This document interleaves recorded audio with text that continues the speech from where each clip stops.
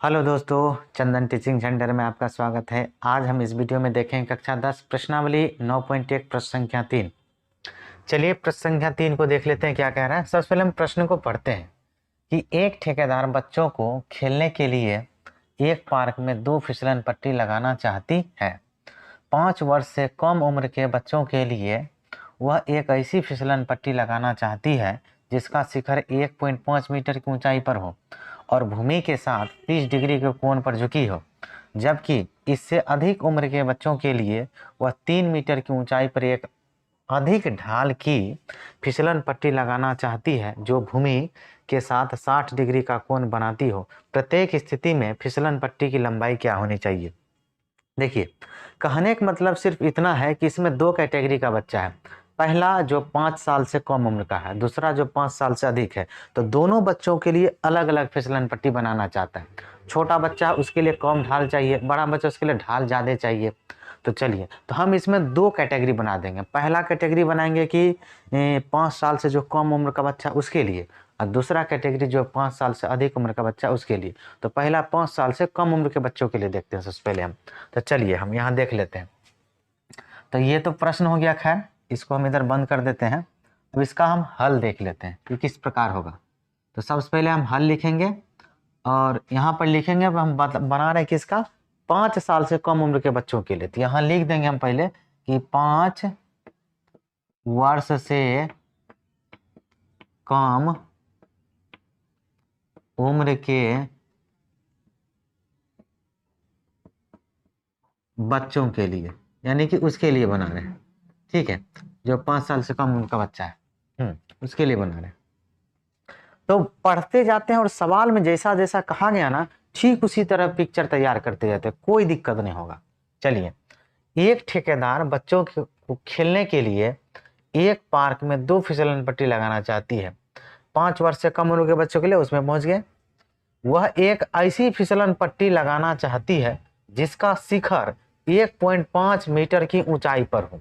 यानी कहने का मतलब ये हुआ कि वो जो फिसलन पट्टी हो जाए, बच्चा सबको जो ससरने के लिए ऊपर से होता है ना, स्कूल वगैरह में और सब जगह पर खेलने के लिए जो ऊपर से इस प्रकार से होता है ढाल, और इस तरह से बच्चा लोग ससरता है। तो उसका जो खंभा है वो तो खंभा पर खड़ा रहेगा। तो खंभा जो है, यानी खंभा 1.5 मीटर ऊंचा है।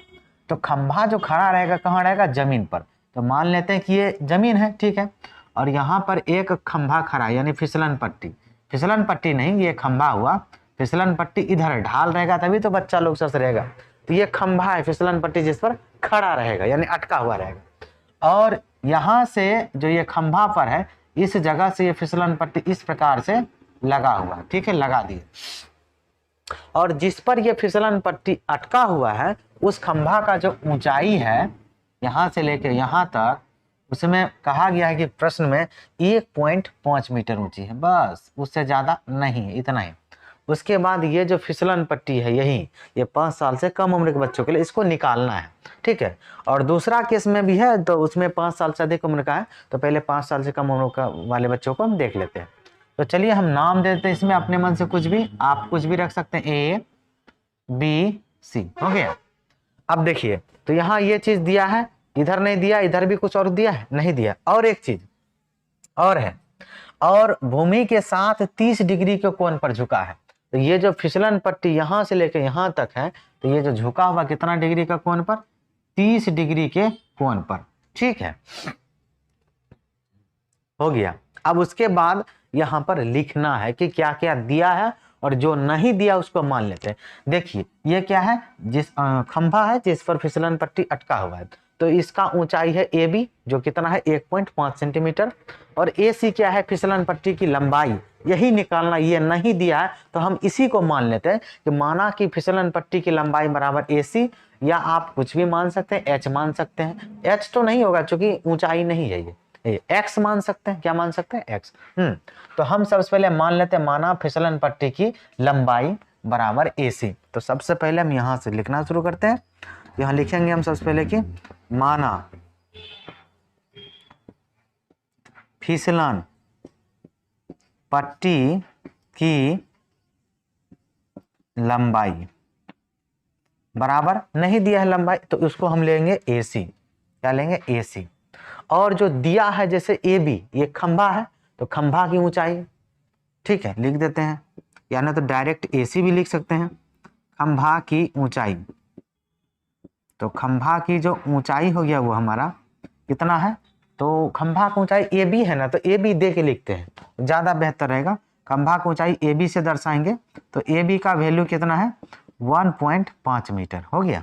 और कुछ दिया है, हाँ दिया है ना ये कोण, तो जो हाँ जहाँ पर कोण बनता है वो लेटर बीच में रखेंगे, ए सी बी बराबर 30 डिग्री। तो हम यहाँ पर लिखेंगे कि कोण ए सी बी बराबर 30 डिग्री हो गया।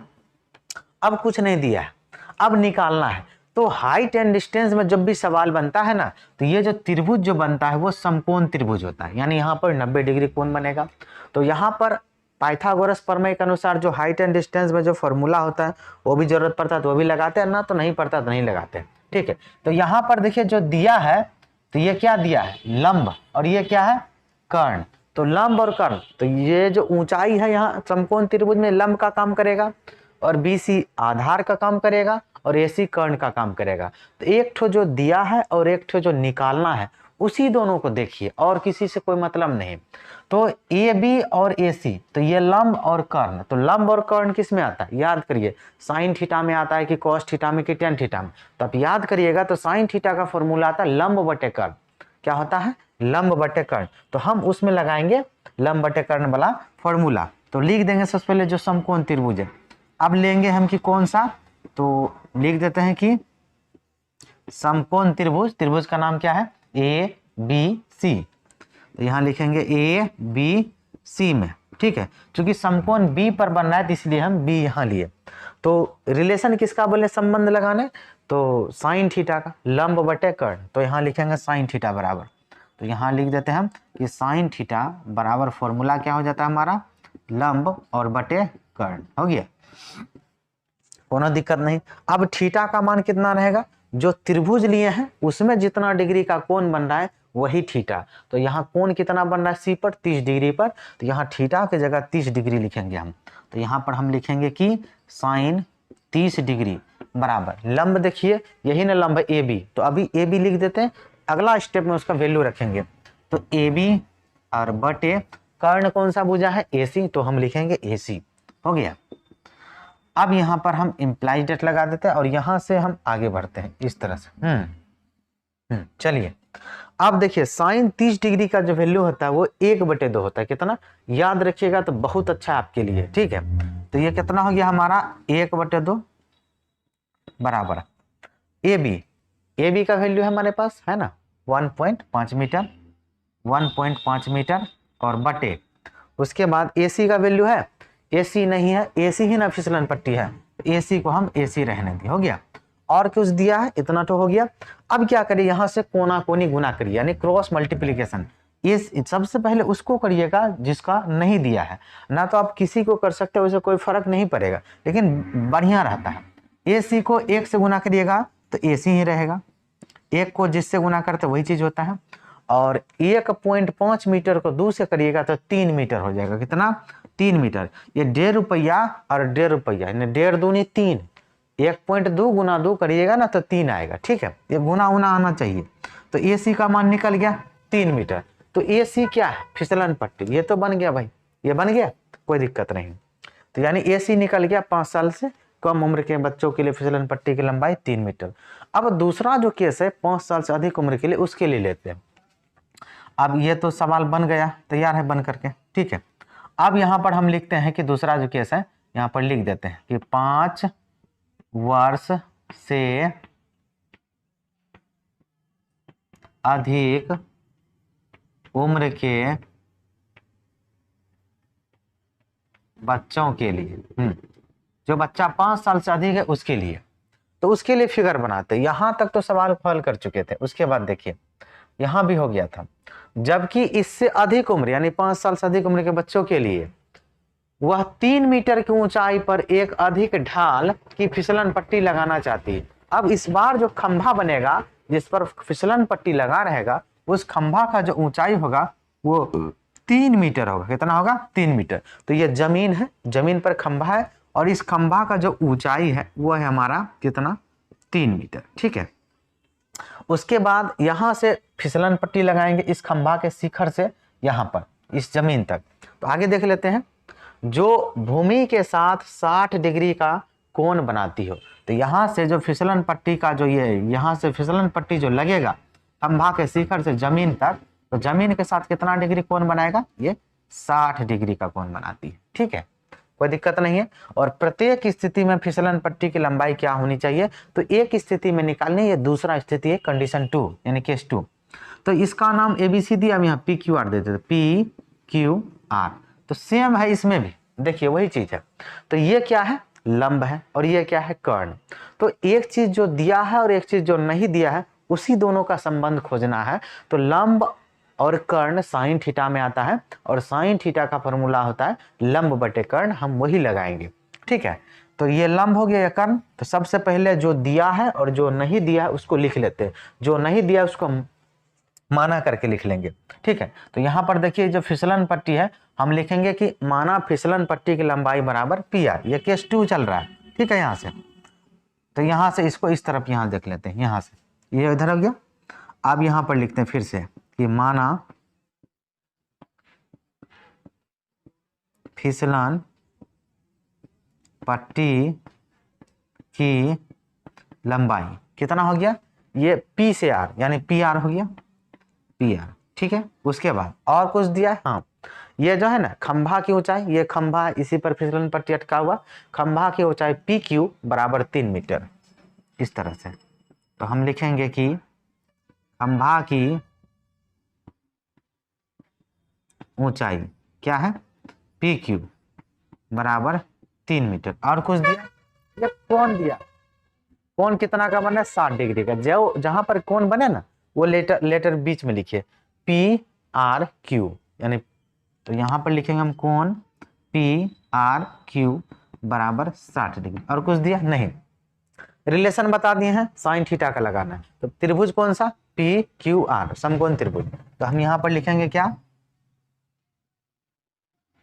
कि समकोण त्रिभुज PQR में रिलेशन साइन थीटा का, तो हम लिखेंगे कि साइन थीटा बराबर लंब और बटे कर्ण। हो गया।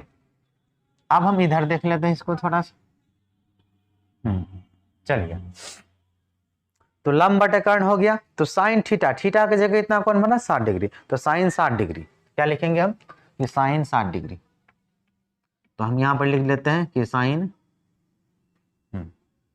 यहाँ पर लिख देते हैं हम कि साइन 60 डिग्री और बराबर कितना हुआ, लंब। लंब कितना है, PQ कितना है, PQ और बटे कर्ण कितना है, PR। तो PR हो गया। तो साइन 60 डिग्री का वैल्यू कितना होता है, √3/2। कितना होता है, √3/2। याद रखिए, बहुत बढ़िया है आप ही के लिए। और P से Q देख रहे हैं 3 मीटर। तो 3 मीटर और P से R फिसलन पट्टी की लंबाई ज्ञात करना है, तो वैसे रहेगा P से R। अब यहाँ से कोनाकोनी गुना यानी कि क्रॉस मल्टीप्लीकेशन, कोनाकोनी इसको इससे कर लीजिए और इसको 3 मीटर को 2 मीटर से 2 से और √3 को PR से। तो सबसे पहले जो नहीं दिया है उसको करिए, बढ़िया रहेगा। √3 को PR से करेंगे तो √3 PR हो जाएगा, हो गया। और 3 दूनी 6 मीटर हो गया। वैल्यू PR का चाहिए तो PR को रहने देते हैं, √3 को उस तरफ ले जाइए।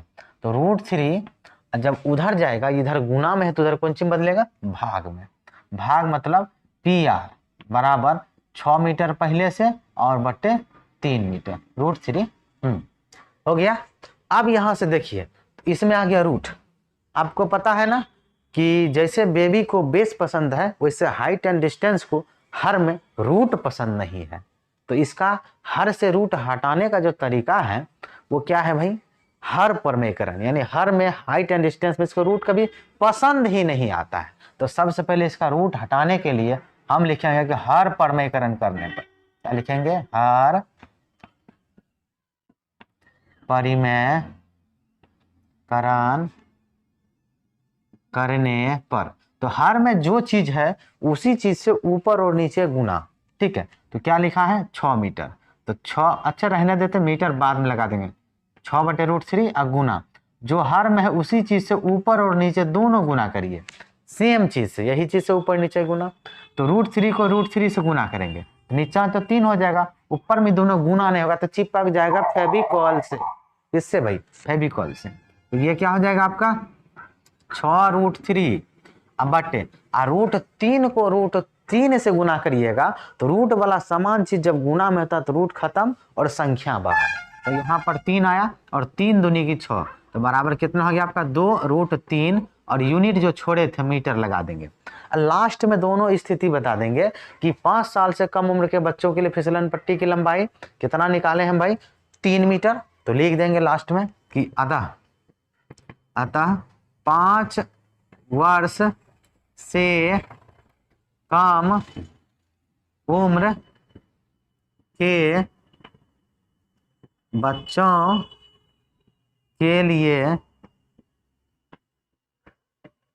फिसलन पट्टी की लंबाई बराबर 3 मीटर और दूसरा था और 5 वर्ष और 5 वर्ष से अधिक उम्र के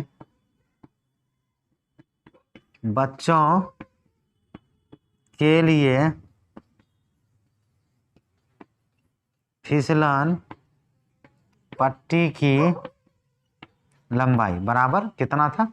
2√3 मीटर, जो हमारा क्या हुआ? आंसर हुआ। तो दोनों स्थिति हम लिख दिए, 5 साल से कम उम्र के बच्चा के लिए 3 मीटर और 5 वर्ष से अधिक उम्र के लिए 2√3 मीटर। दोस्तों, अगर आपको यह वीडियो अच्छा लगे तो वीडियो को लाइक करें, शेयर करें, कमेंट करें और हमारे चैनल पर पहली बार आए हैं तो चैनल को सब्सक्राइब जरूर करें। धन्यवाद।